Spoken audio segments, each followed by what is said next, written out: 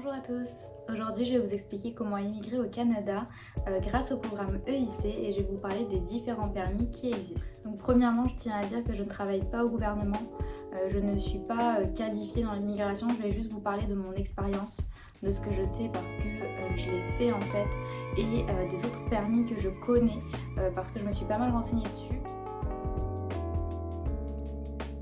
Donc déjà, qu'est-ce que c'est le programme EIC? En fait, c'est un programme d'immigration qui a été mis en place par le Canada qui permet aux pays partenaires, donc la France en fait partie, de pouvoir venir travailler en fait au Canada sur une durée allant de 1 mois, si vous le voulez, à 2 ans. Donc il y a certaines conditions qu'il faut remplir pour participer à un programme EIC déjà, c'est avoir entre 18 et 35 ans. Ensuite, il faut avoir un passeport encore valide au moment de la demande et valide après en fait votre demande. C'est-à-dire que si vous demandez un visa de 2 ans, mais que vous ne comptez pas partir cette année par exemple, prévoyez en fait que votre passeport expire 3 ans après par exemple. Si votre passeport expire pendant la durée du visa, votre durée de permis en fait va être réduite. Donc bien faire attention. Pour les Belges en fait, vous allez pouvoir également participer au PVT. Par contre, les programmes JP, stage coop ne sont pas disponibles pour vous, mais pour tout ce qui est PVT, c'est ok. Donc la bonne nouvelle en fait, c'est qu'on a eu de la chance malgré le Covid, même si ça a tardé, c'est que les bassins pour le programme EIC ont réouvert finalement et on a enfin le droit de pouvoir reparticiper à des programmes, donc d'avoir un permis de travail grâce à ce programme et de pouvoir venir sur le territoire canadien. Vous pouvez vous inscrire jusqu'à ce que la saison, donc les tirages au sort, soit fermée, soit clôturée. La différence qui va se passer aussi cette année, c'est que les personnes en arrivant sur le territoire, elles vont déjà devoir déclarer forcément leur itinéraire, leur durée de séjour, etc. Elles vont également donc devoir faire une quatorzaine obligatoire assignée donc à domicile pendant 14 jours, mais elle devra se précéder de 3 jours complets à l'hôtel en fait. Donc c'est des hôtels soit qui sont désignés par le gouvernement, soit il y a une liste en ligne également. La personne devra également faire un autre test PCR une fois qu'elle arrive sur le territoire. Donc il y aura quand même 2 tests PCR à faire, un en France avant le départ, un à l'arrivée. Donc le premier permis de travail qui est le plus connu et le plus convoité en fait, c'est le PVT. Donc c'est le permis voyage-travail et comme son nom l'indique, il vous permet pendant 2 ans maximum d'être sur le territoire canadien, de travailler et de voyager.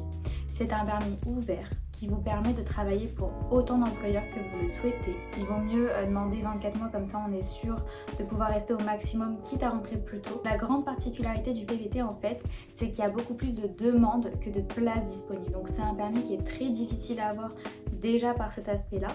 Et en plus de ça, c'est un processus de tirage au sort. C'est un petit peu difficile à comprendre au début.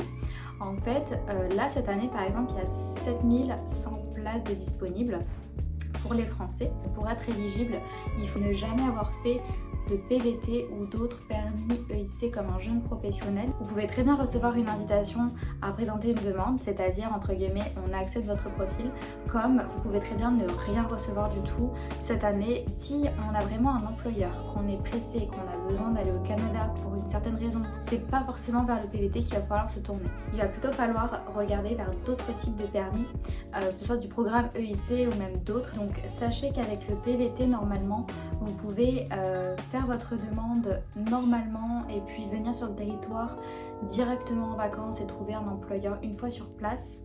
Le problème, c'est qu'à l'heure actuelle, avec le Covid, en fait, il vous faut une offre d'emploi. Donc une offre d'emploi, en fait, on appellerait ça, nous, une promesse d'embauche. Vous allez devoir soumettre une offre d'emploi au moment où vous allez devoir faire votre demande. Donc là, ça va changer un petit peu pour vous.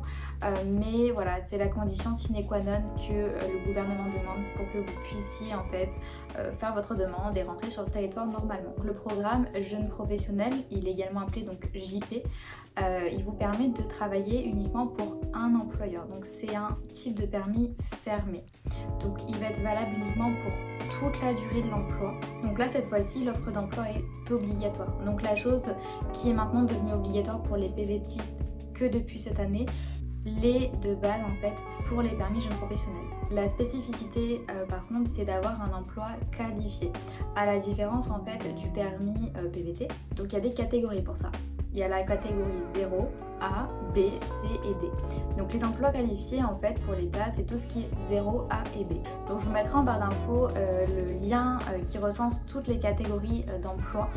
Comme ça vous pourrez regarder un petit peu selon l'intitulé de votre poste si c'est qualifié ou non. Donc à savoir la particularité pour les jeunes professionnels et pour les stages coop ainsi que pour les VIE, c'est que ça ne fonctionne pas du tout comme le PVT. C'est un tirage au sort toujours, ça tombe les lundis, sauf que vu qu'il y a à peu près autant de places, voire plus de places que de demandes, vous êtes automatiquement tiré au sort. Donc ensuite vous avez le permis stage coop, c'est le troisième qui propose. C'est un permis en fait pour les études. Donc voilà, vous pourrez en fait rester sur le territoire canadien grâce à vos études. Donc là c'est encore différent.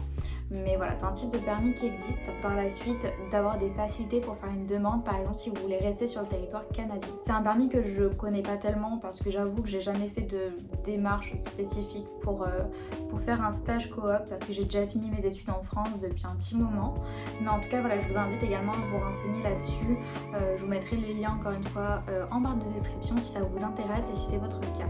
Vous avez le VIE en fait, qui est un type de permis de travail qui est relié en fait à la France. Donc le VIE en fait c'est des entreprises françaises ou canadiennes qui ont soit un accord avec l'autre pays ou soit qui sont implantées en France par exemple et qui vont vouloir développer une activité au Canada. Donc toutes les informations sont sur le site CiviWeb. Vous allez avoir plein d'offres d'emploi. Vous allez être rémunéré en euros. Vous allez cotiser pour la France mais vous allez faire votre mission donc au Canada si vous choisissez le Canada. Les VIE passent par le site CiviWeb, comme je disais, pour trouver l'offre, pour répondre à l'offre, discuter avec la personne qui va vous recruter, etc. Mais après, la demande se fait via le site du gouvernement, en fait, avec le programme EIC. Donc au niveau des VIE, comme je disais, il y en a 450 qui sont disponibles. En fait, ils sont intégrés au quota des jeunes professionnels. Donc ça rentre dans la même catégorie que les jeunes professionnels, même si c'est pas les mêmes choses, les mêmes démarches, etc. Donc en tout cas, sur le site PVTIS, vous retrouverez vraiment tout le tutoriel pour faire votre demande. Peu importe le type de permis que vous faites, il est vraiment très bien fait. Et c'est tout pour cette vidéo, j'espère qu'elle vous aura plu, qu'elle vous aura aidé à pouvoir faire votre demande si vous voulez partir avec le programme EIC. Bien évidemment, il existe bien d'autres types de permis de travail, fermés ou ouverts.